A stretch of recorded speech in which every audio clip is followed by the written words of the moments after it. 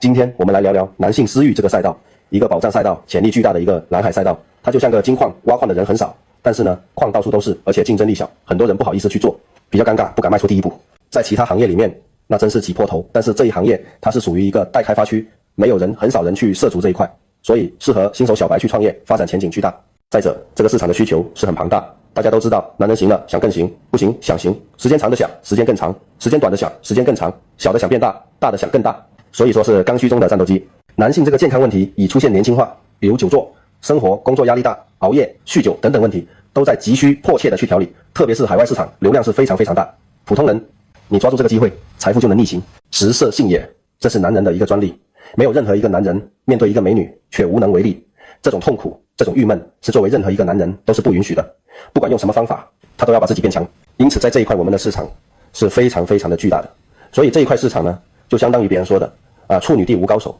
谁看懂谁进来谁找拿结果。